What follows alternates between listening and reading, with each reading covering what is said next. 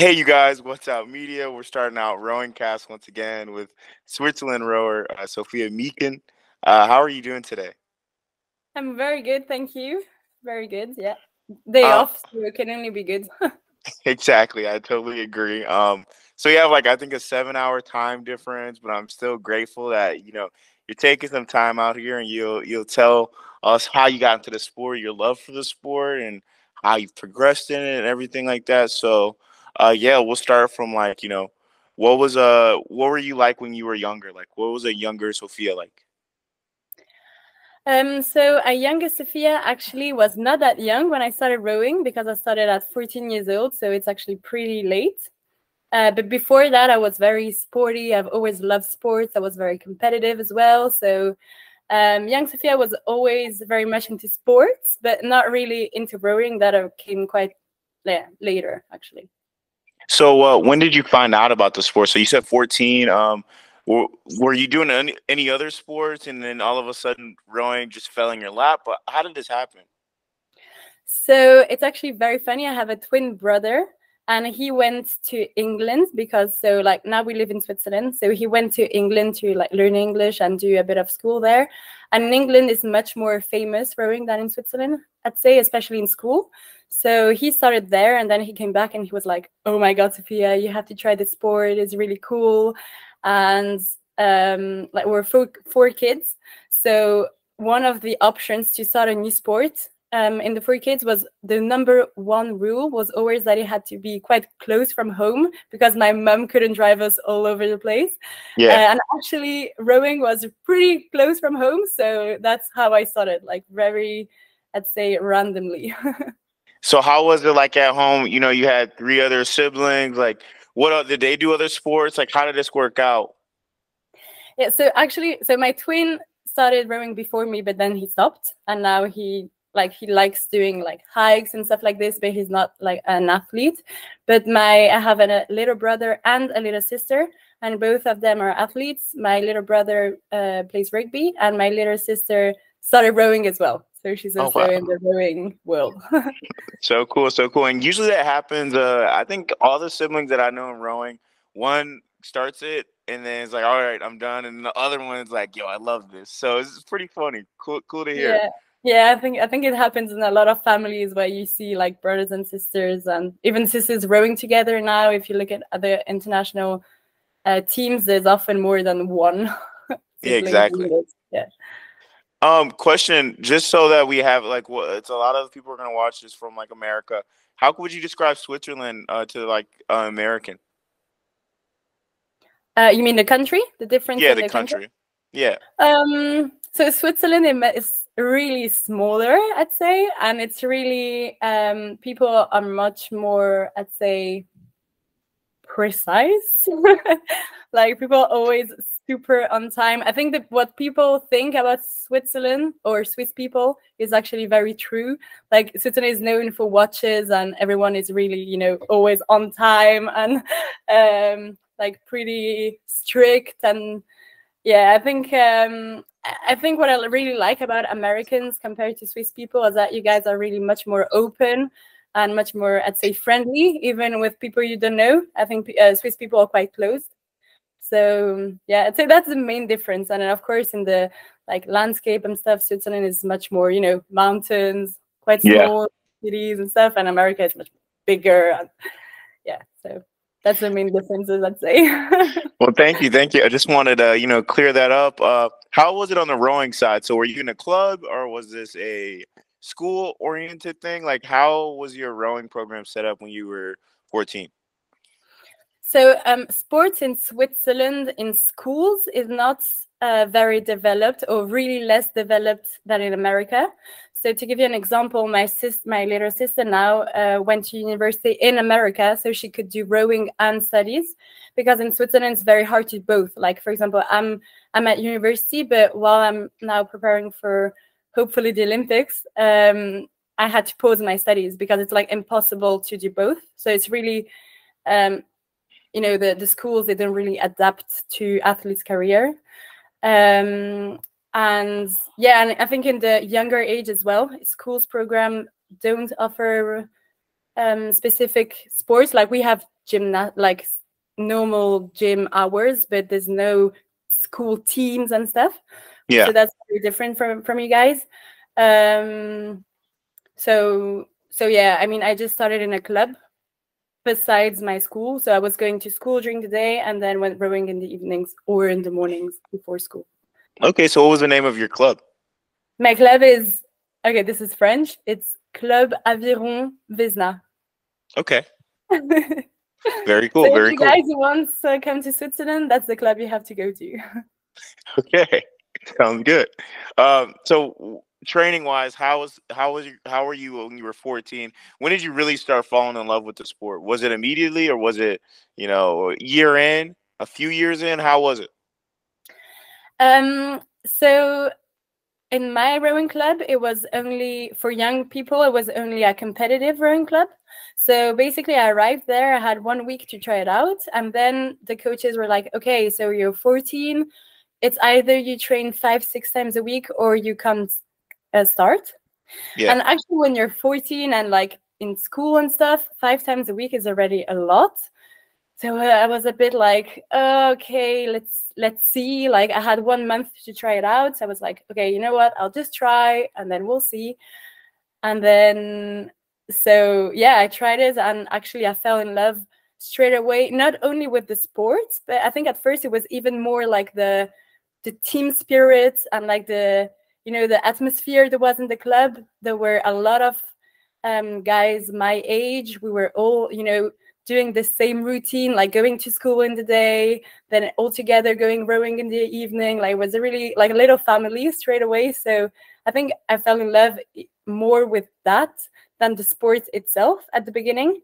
And then of course, I think being quite tall for my age and quite sporty and competitive, I think the results came really quickly. So that of course was a motivation as well. And then from there, yeah, everything went super fast. Now, did you have anybody who went to your school that also was in the club as well?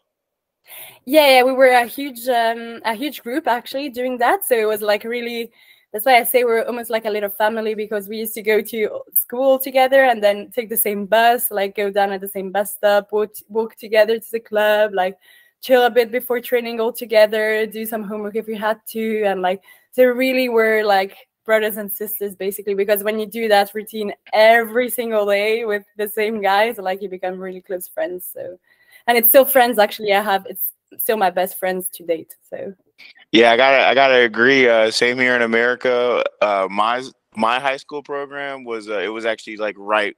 It was involved right with the high school, and we had an hour between when we had school off and when practice started. So we'd hang out at the crew tree, and then a bus would pick us up, and we'd go to the boathouse, and we'd always hang out. We were all like brothers and sisters, and yeah, still to this day, yeah. I'll text all of them. We'll chat, or we'll go on FaceTime or something like that, or just talk about like, hey, you remember just waiting for to go to practice. So totally, I can definitely grasp that.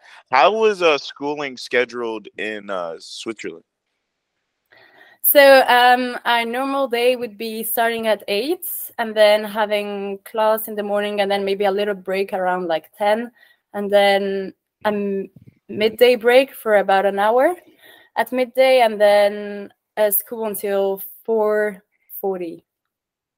Okay, Yeah, and then and what then time of practice would be in like in the afternoon? it would be at 5:45. Okay. So yeah, just the time to take the bus, arrive at the club, eat something, chill a bit, and then practice time. And I think the thing that also made us bond so much is that I think almost when you arrive a bit in that rhythm with rowing, not a lot of normal students get it. Because you have to be like, you have really less time than other students to study and stuff. So you really have to be super efficient. And then I think you get a different point of view / vision of school than the other students. So I think that's also why we get along so well between us athletes, because we were a bit all in the same situation. So yeah. Yeah. So what boats were you training in to start? So my first year was a bit, I did a lot of single because I had to like get used to the movement and stuff. But then, so my first year, the main project was a quad and a double. So yeah, the quad was, so I was a younger, like not the youngest, but like the most unexperienced of the girls group when I arrived. Most novice, I guess. Yeah, exactly. So the other girls had been rowing already for 1 or 2 years. So when I arrived, I just had to join the team and try to catch up. And then, but yeah, so the first year we did a quad and a double at Swiss Champs. So Swiss Champs was like the main event of my first year. And yeah, so it was, that's the boats I did most, I think. And how did you do? Actually, we won the double Swiss Champs. Nice. So yeah, when I say that everything happened really fast, is like really fast. So I think after like 6 months, I was already the quickest on the erg in my club, and I think after that we did like some mini trials. I won them as well.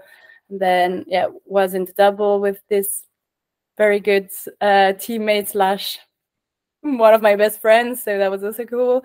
And then yeah, so but that was a bit unexpected, to be honest. That's why I think I have so good memories of it, because I think during the whole season, every time we went to a regatta, it was like, I think we were 6 or 7 boats really close to each other. Like every time there was maybe one just in front of the other. Like honestly, to until now, like to date, that year was maybe the year with the closest racing I have done, which is quite like crazy when you think about it, because normally you think like, yeah, the more you grow, the more experience you get. Exactly. The closer are the times, right?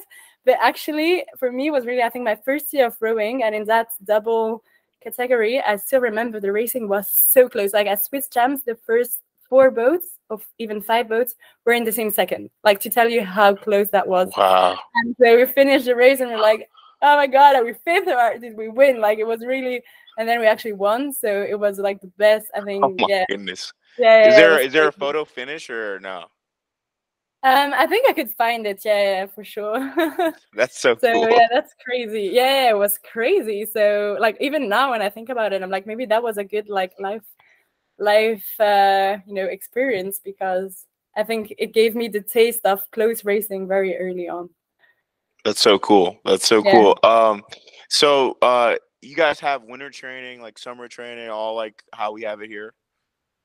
Yeah, definitely. We have, especially now. So now I train with the Swiss team. Yeah.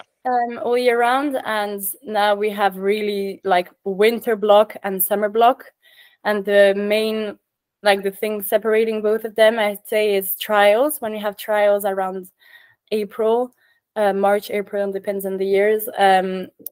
Like that's a bit the kickoff of the summer season with like all the racing then and stuff, and then winter block is really since after Worlds to trials. That's winter. Okay.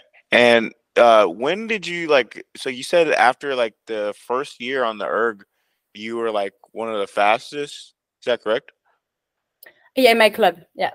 Yeah. So how did it happen? Like, Well, I think I'm just lucky to be tall for, like, I've always been tall for my age. So I think that helps, especially in the younger age. And then, yeah, I've always really enjoyed pushing myself and having it scored to beat every time and stuff. So yeah, actually, I don't know. I think I was just lucky to have the physical side, and then yeah, that's it, I guess. Yeah, now that's the whole reason why I was asking about winter and erging. So over the winter, you erg a lot, correct? And like, is that where you get speed for sure, or is it different? So now in the Swiss team, it's a bit different. Like we erg more in the winter, yes, but actually much less than when I was in club rowing. Okay. Because I think now we have the luxury at the Swiss team to have a lake that is almost always super flat to row on, and whether that is winter, summer, whatever time of the day and stuff, we can actually row. So, and now we row quite a lot in winter as well. Like I'm really actually almost surprised of how little we erg compared to before. Yeah. So what was erging like in your club? So in my club, because it was, extra school, like we had to go after school and stuff, or before school, it was often super dark. And like here, it gets dark in winter when I finish school. It's dark already, Oh so wow. we couldn't row on the So we couldn't row on the water. So I used to erg a lot, actually in winter in the club. So every Okay. evening actually I would erg, and then maybe so on Wednesday afternoon we didn't have school.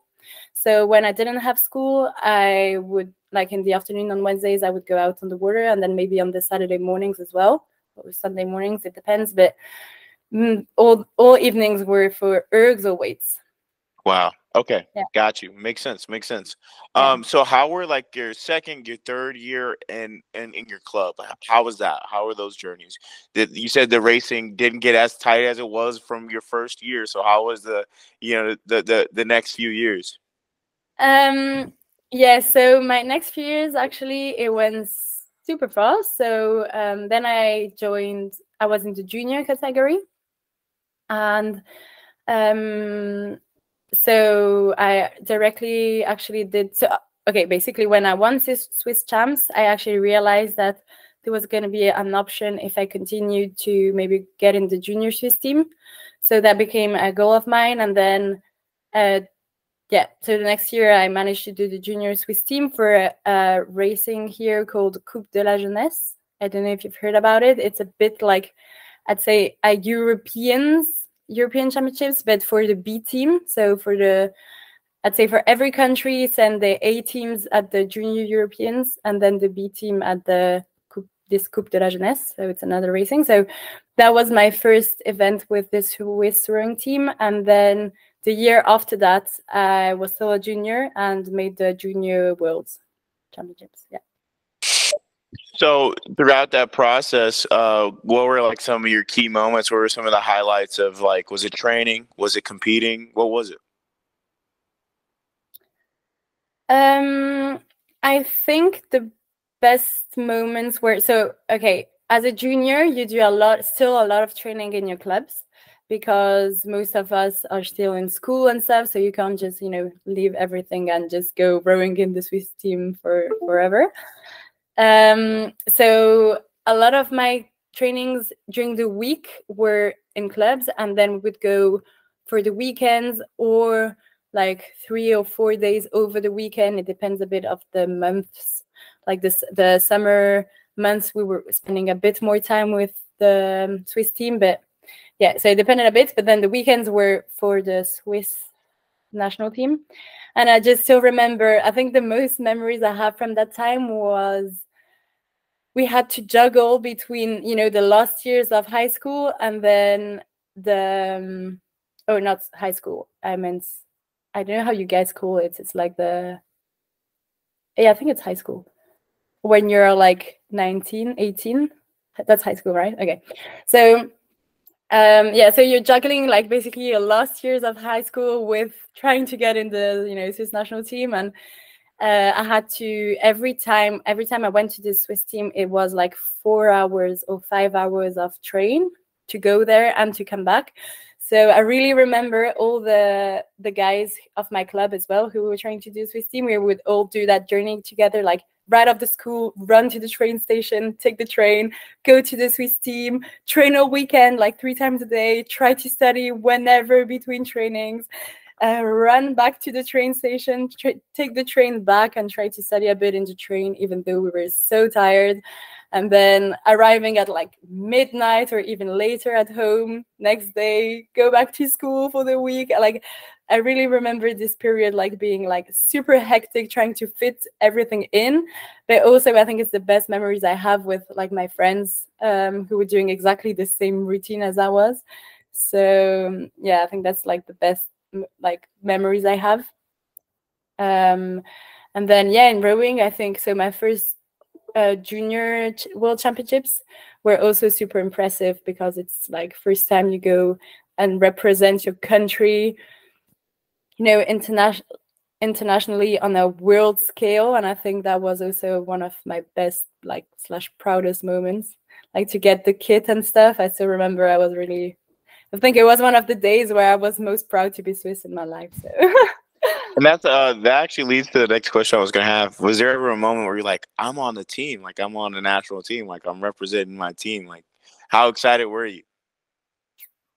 yeah, so I think the very, very, very first time you get to wear a Swiss kit is like really a moment that will stick with you for the rest of your life. Like you're so proud of getting it. And I think it's also one of the first times you actually realize like, wow, work pays off, you know, because it's so different. It's a different feeling that to getting a medal. Like there's a different feeling attached to it, a different type of proudness, I guess. Or at least that was the case for me. So I think, yeah, the very, very first time I got my very first kit, that was special, very special. Really cool, really cool. So when you're representing your nation now, what was racing like there? Once again, you said the first year is when the closest racing was happening, but let's talk about that. When you started representing your country, what was the racing like? What venues did you go to?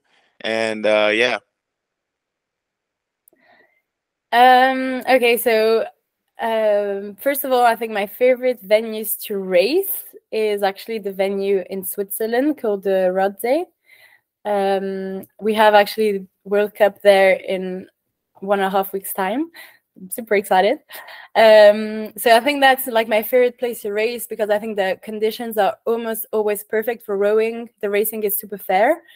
So that's quite important when you train, you know, 3 times a day and spend your whole energy and time into rowing. It's nice when you have fair conditions, I would say.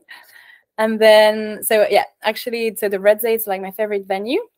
And then for the racing, the tight racing, it's funny that we talk about this now because yes, I said that, but actually my last World Cup in Varese was also super tight racing. So like we did a race, the last race we did there, we were like 4 boats in a second. So that was also really tight. So it still happens, tight racing. And I think the more you the more you race, the more options I guess you have to have tight racing. But yeah, I think now I rode a double now, heavyweight double. I changed from lightweight to heavyweight because I had more options. Like my big goal now is to try and qualify for the Olympics.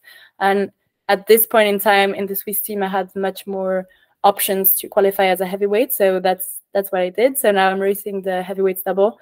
And doubles, I think in men's and women's side is always super tight racing since years. So it's so exciting. I love it. And it's a little bit of a longer race, so there's so much. There's a different strategy I love in the double, right? Like compared to bigger boats, quad is freaking super quick. You know what I'm saying? So I enjoy that. How's training been recently? Yeah, actually, you're really right there. I think the double is definitely a different strategy than in the quad. I think it's really a mix between single and quads. Like you have a bit of both because it's still a fast boat. Like it's much faster than single. So you still need a bit of like quad skills when you're a double, but it's also longer than a quad race. So you can use a bit of single strategy racing for the double. So like it's a good mix. I love it. And especially having then the single in my last lightweight years, I think that's helping me a lot as well in the double racing. So yeah, that I have to say that's helping a lot. But yeah, so sorry, what was the question? I've got super lost. Oh no, I was just basically saying like being in a double, it's just a little different. So what are some of like your so you made the change over to heavyweight. What's the difference there? Okay. So yeah, the difference. Oh yeah, you're talking about training. Okay, sorry. So yeah, the training actually we do in the Swiss team. We have always the same training, whether you're in a men's quad or a lightweight woman single. You'll do exactly the same training, exactly the same amount of Ks, like exactly the same, distances and stuff. So for that, it doesn't change a lot. But definitely going from lightweight to heavyweight, the biggest change was, of course, eating because I'm super tall. So I'm 1 meter 83. So in feet, that's like 6 foot, I think, or 6'1". I don't really know, but like it's pretty high. So to do the 57 kilos, that was always super, like the lightweight weight, that was always super a challenge. And I had to do a lot of, food sacrifices and stuff. So of course that affected, I think it was quite good for it to not affect my performances, but it definitely affected, like in training blocks and stuff, it would definitely affect my recovery times and all of that. So I don't have that problem anymore as a heavyweight. So I still have to say, like, I'm a light heavyweight. So my weight now is around 66, 67 kilos. So that's quite light for a heavyweight. But at least I have zero problems in, recovery thing, like times. I can eat whatever I want, whenever I want, like what my body needs actually. So I can really fuel properly. And that I really feel it's like in the training as well. So that's like the biggest like change. And then, but then I also have to say, like the racing is different, like the level is different. As a lightweight, I think I could always arrive at a race or at the start line of a race feeling super confident because I knew that as a lightweight I was physically super strong, like my erg time was insane fast for a lightweight. So that was like a confidence I could have at the start line of a lightweight race. Whereas now, I'm like, well, my erg is still okay, but it's not like the fastest one in the course, miles from that, So I just have to like try and find other skills and other strengths to play with when I'm at the start line of a heavyweight race. But I also think that's very exciting too, the challenge, right? A new challenge. You've done what you've done on that side, so now you're on another side, and yeah, now you're like, middle of the pack, right? Essentially, and you're gonna grind up there for sure. So what does it look like for you in the next, few months? You see, you got a World Cup coming up soon. What else?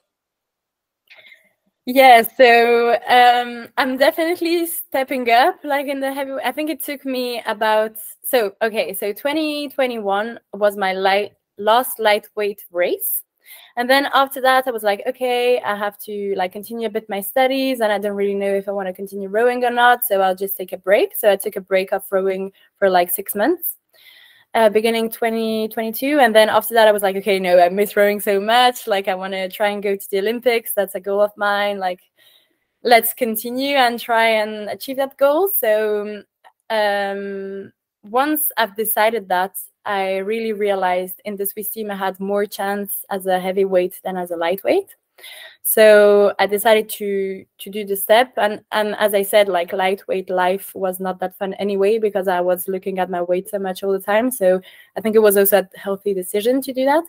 So yeah, that became like a big challenge, and I think it took. So I came back to the Swiss team for like 3 months, and then after that I had to do a surgery on my arms because I had like a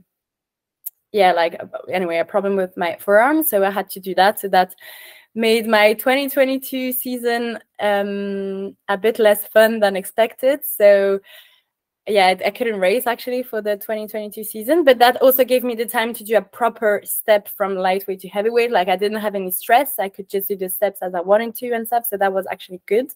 And then when I came back for the 2023 season, so this year, I felt really like a proper heavyweight and a proper, like I felt actually really part of the team and felt like I could really offer something to the team as well. Like I think I've learned so much from doing this step between lightweight and heavyweight. So yeah, I could really feel that 2023 was going to be a good year for me as a heavyweight. So and it has been like I've been doing big steps, and I'm continuing to doing steps, and every race is getting better and better. And so yeah, now we just did the World Cup in Italy. Next week we have the World Cup in Switzerland, and with my teammate now we're we've been training super well, like the steps every training. I mean, it's insane how quickly we're progressing. So that's also super motivating. And the big goal of this year is, of course, gonna be to qualify the boat for the Olympics next year. So we have to be top 11 to qualify the boat at Worlds. So yeah, that's of course the main goal at the moment. Like every day we think about it, like it's every training almost. So yeah, that's the big goal. How excited are you to have a World Cup in your home turf, right? Like your home water. How's that gonna feel? That's gonna be amazing. I think every time we race on that lake, it's super special because, as I said, I've been rowing on that lake since always. Like this is, my first Swiss champs were on that lake, and now it's like almost 10 years later, and I'm racing a World Cup for my country there still. Like that's insane. I think if you would have told me that after my first Swiss champs, I wouldn't have believed it, to be honest. But yeah, I mean, it's crazy. Like, yeah, it's super exciting. And of course, we have the crowd advantage. Like, there'll be so many people we know there. And in international racing, Swiss people or Swiss fans are known for their cowbells. I don't know if you guys have heard about that, but so we have like all the cowbells going on there, and it's cool because as a Swiss athlete in the race, when you hear a cowbell, you know it's for you. So, and all the countries know it for us. So we got a huge like a competitive advantage there.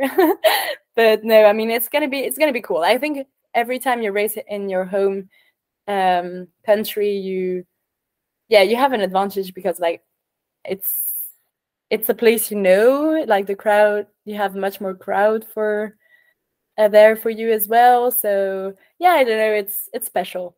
It's special. Great to hear.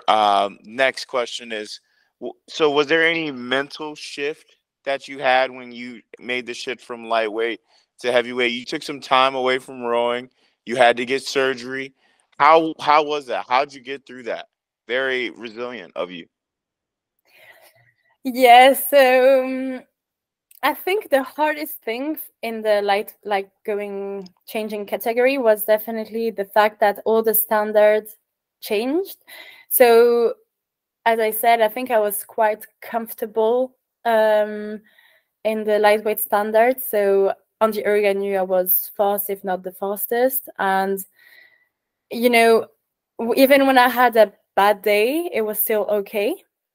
Whereas as a heavyweight, it was really like if I had my best day, it was okay. And if I had a bad day, it was completely shit, So like that was, I think, the hardest mindset shift to do, because it's really hard to not be the best anymore. I mean, it's like that's how it was. So I think before you actually do it, you're like, yeah, it'll be fine and stuff. But when it actually happens to you, you're like, actually it was fun, to win, like that's a bit like, that's a bit what happened to me, I think. So that was the hardest shift to do. And also, like the goals and the objectives really changed. So like when I would rock up at the World Cup as a lightweight, I was like, okay, the goal is to win, like, and now it's a bit like, I can't, of course I want to win, but like if I want to do a realistic goal, for now win this double with my teammate, I can't just arrive there and being like, if I don't win, I'm not going to be happy, because that's not going to happen. Like we have the Romanians go with us who are just Olympic champions and super fast, crazy fast with the world record and stuff. Like, for now we're not at that level yet, So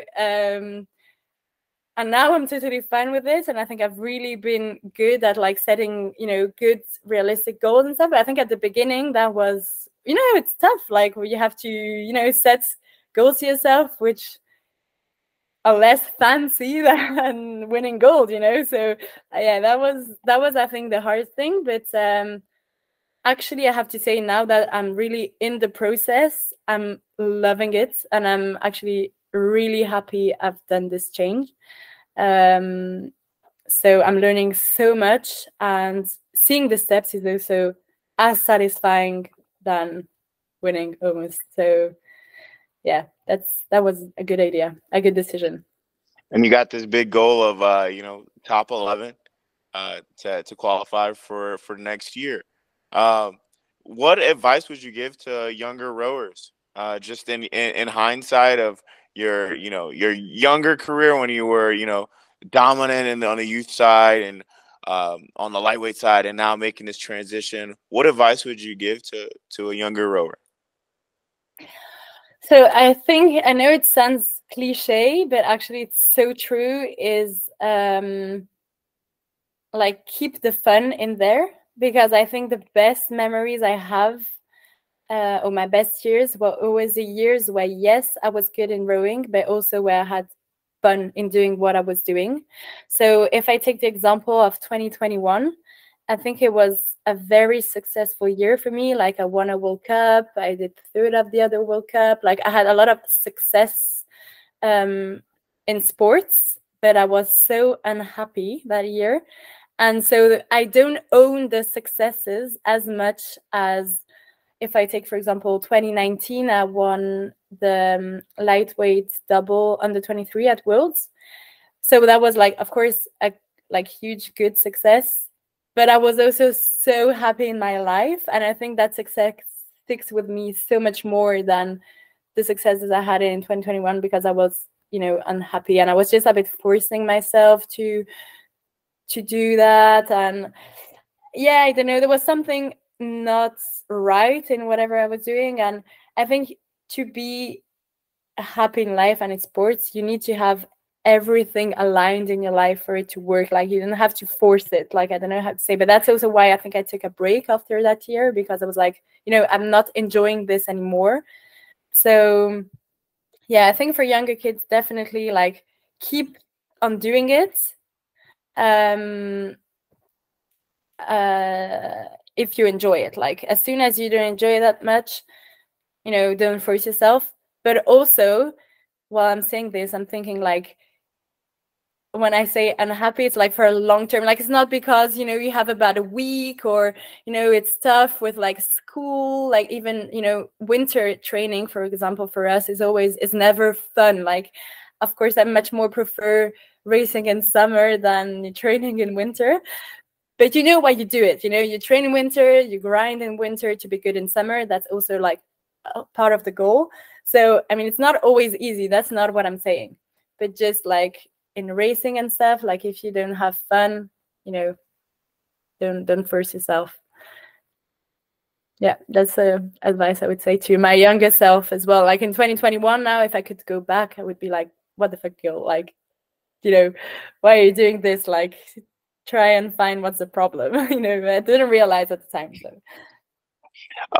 What is your favorite race? Do you have a favorite race?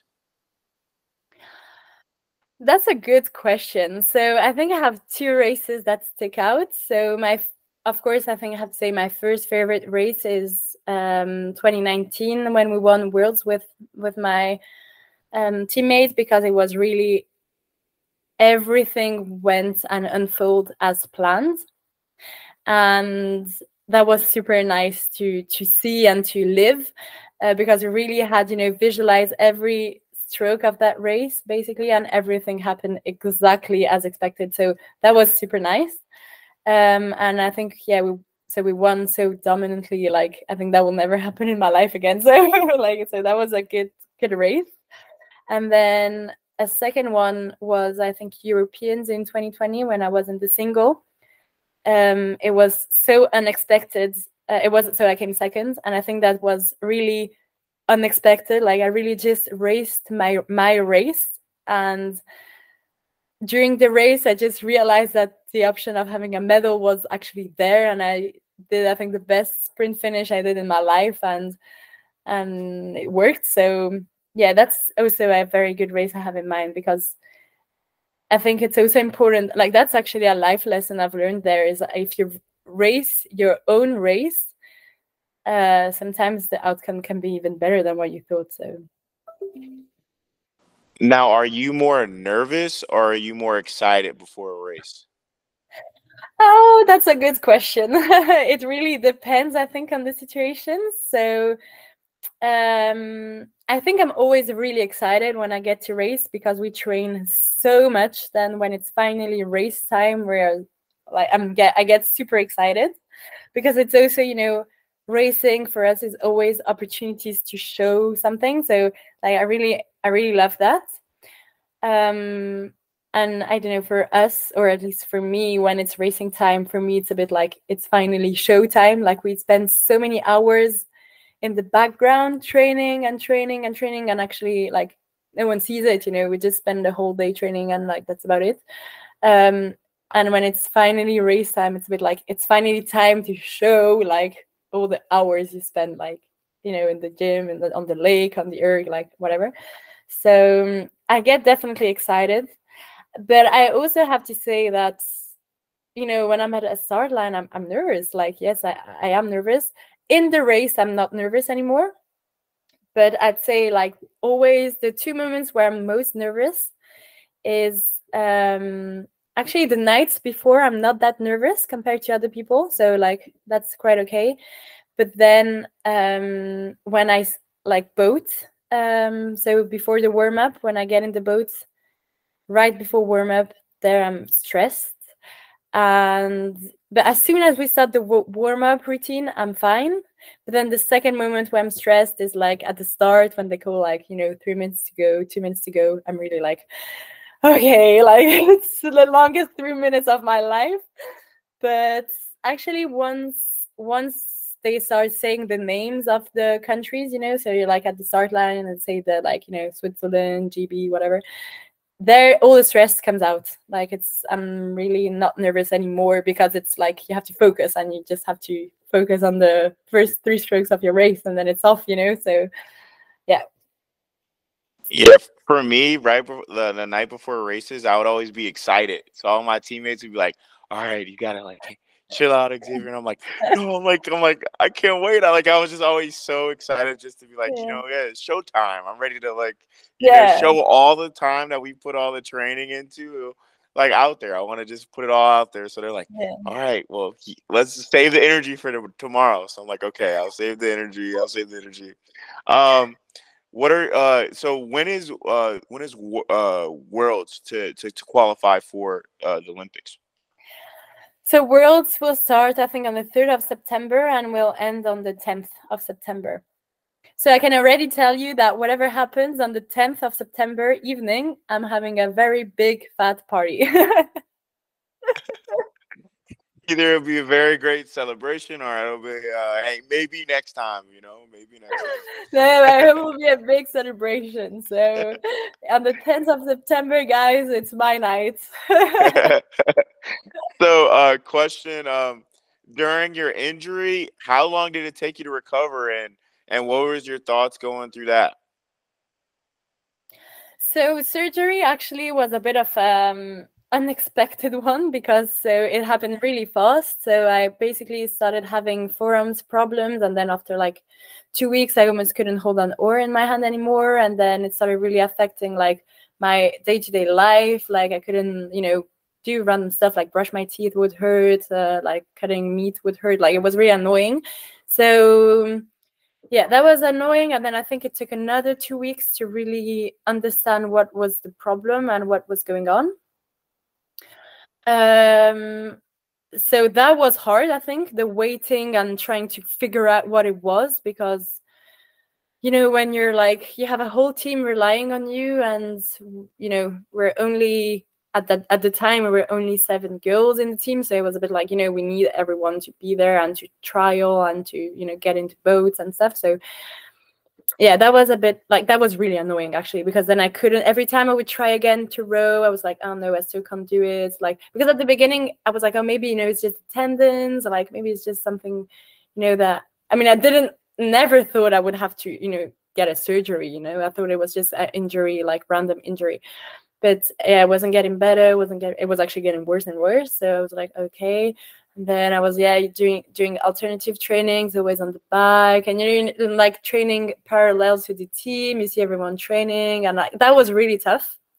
But then I think once I knew what it was, from there I was like uplifted. I was like, okay, like I really like to know what's the plan, and how long it's gonna take, and like I have to do this and this and this for it to be better and stuff. So once I had like a plan, I think I felt really better. But yeah, so actually then I did the surgery, and then it was supposed to be I don't remember exactly. I think it was supposed to be like 6 weeks without rowing or something. But then like I woke up from surgery, and then the doctor came in and he was like, yeah, how are you and stuff. I was like, yeah, I'm good, but my right arm hurts a bit more than the left. I don't know why and stuff. And he was like, yeah, so by the way, and he just went on and on about how like on the right arm he had to do a different thing that expected, because actually I had also, so initially I had a muscle problem, but then actually on my right arm it was also a nerve problem. So like he started explaining to me all the like things he had to do different and stuff. And actually when it's a nerve problem, or when you like, yeah, anyway, it's the rehab is much longer. So then he starts going on and on about how the rehab is gonna be and stuff. And I was like, and then at that point I just started crying my eyes off, because I realized that even to do Worlds, it was going to be tough. So that was May, the surgery, and Worlds were in September. So in my head, I was a bit like, yeah, if it's just 6 weeks off rowing, like I can do other stuff, and then I'll come back slowly, and it'll be fine for Worlds. But then when he said that, I was like, I started realizing that to get to Worlds, it was going to be really tough. So yeah, that was a bit like a hard moment, I would say. But then as soon as I was okay with that, actually I was really good. Like I did my alternative training. I really enjoyed it. Actually, I did some new sports that I've always wanted to do, I never could really do. So I swam a lot. And my father was a swimmer. So he really enjoyed like training with me, and so it was actually it was some positives out of that. And I did a triathlon for fun, and I really enjoyed it. Like wow, maybe I changed sports. Like, but no, I didn't. But like, I mean, I really enjoyed having time to do other sports. Like I love running. I could run a lot. So yeah, and then the steps in the boat were really slow actually. So I think the second hard part I would say is when actually I started training in the boat again, because I was a bit like the first 2 weeks. I was really okay with the fact that it was going to take time, that I had to do steps, like because I lost all the strength in my hands and forearms, so that took a long time to come back. It's crazy, like the muscle, when you don't use them, all the muscles go away. So and it's really, it comes back quite quickly, but it still goes away really fast. I was so shocked. Anyway, so even holding my oar and like hanging my body weight on my hand was like a challenge. So but yeah, so basically the first 2 weeks back in the boat, I think I was really okay with the fact that it was going to take time, that I had to do steps, step by step, etc. But then I would say the hard part was maybe after 3-4 weeks, where actually you're still doing steps and you still have to, you're still in a comeback and everything. But in my head, I was a bit like, fuck, it's 3 weeks, I'm training again, or 4 weeks, whatever, and it's still not there, and I want my strength back, and I like, so yeah, that was a bit frustrating. I think like the rehab was so long, and so long. Like it took really 2 months for my strength to come back. It's a long time when you train like 3 times a day. So, and I really remember still sometimes I was a bit in the boat. I was like, oh yeah, I think I'm 100% now. And then I would try to do a pull-up, and I no chance to do a pull-up when I can do 20 normally. So it was really it was reality check. It was like, oh shit, I still can't do a pull-up. So no, I'm not 100%, Sofia, not yet. So yeah. Anyway, it's life lessons. Very exciting, and very interesting. Do you see any difference of training between you and your younger sister? Like, is her training differ any different than your training? Yeah, our trainings are very, very different. Just also because, as I said, she's in the States and studying, so her trainings is around studying. So she trains like early mornings and then evenings. Sometimes she trains twice a day. Whereas in the Swiss team, most of the people in the Swiss team do only that at the moment because it's such an important year. So we train 3 times a day, every day, and it's long sessions because we have a lot of time. So to give you an example of a random day, in every morning we do 25Ks. And then we have a bit of a rest, and then we do another 15Ks, and then weights in the evening. So like that would be like just a random day. But so it takes a long time because I start training. So I get at the warm up at 7, and then we train all the way until like 10:30, 10:45, and then have a bit of break, and then from 1 to 3:30 we train again, and then from 4 to 6. So like that's big days, long days. So about 40K a day plus some lifting, yeah? Yeah, minimum 40Ks, like Minimum. really minimum, yeah. Yeah, and when we don't lift, so we lift one day yes, one day no, one day yes, one day no, like 1 day out of 2. And then the other day is normally we either row a third time or we erg. So yeah, it depends. It really depends.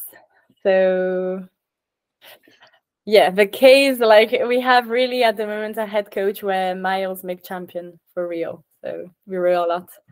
There we go. There we go. Sophia, I'm so very grateful to have you on the podcast. When you're not rowing and you are studying, what are you studying? I'm doing business management, and would love to work, I think, in marketing. But yeah, for now, I'm enjoying rowing, and I know that what I have outside of rowing, I love it. So in 2022, when I did a bit of a break with rowing, I did an internship for my university, and I loved it so much. So I'm really happy to know that I have a bit, of a B plan when I stop rowing. So that's also nice to know. Well, Sophia, I wish you, so much luck on the World Cup at home, and then of course Worlds later on. I hope you can get to, to 2024. It'd be amazing in Paris. Any other things you want to do? Anything you want to shout out? You want to shout out any of your teams, your clubs, anything like that, or where can people follow you? That just. Yeah, so well, first of all, thank you so much for having me on the podcast. I really enjoy sharing my journey, my experience, and my goals, my big goals coming up. So thank you so much. And I think, yeah, I mean, shout out to everyone in my life, really, because I have such an amazing family, friends, teammates, coaches. Like, I'm so lucky I mean, without them, I wouldn't be where I am today, and it would never be possible to have goals like this. So, of course, every single person in my life is really important to me. And yeah, otherwise you can follow my journey on Instagram. My name is Sofia Meakin, so you can find me there. I think Instagram is probably the best place where you can actually follow a bit my life. I'm not so present on the other social medias. That's maybe something I would have to change, but for now, focus is on rowing, so Instagram will do. We have bigger goals in mind there, Sophia. So yeah, and then figuring out all the other stuff, we gotta go for this double. So much luck to you, Sophia. It's Thank What's you. Out RowingCast. Please, if you enjoyed this podcast, please like, share, subscribe. And Sophia, thank you for your time, and hopefully we'll have you on again. Thank Yes, you very much. to Paris. All right, see you later.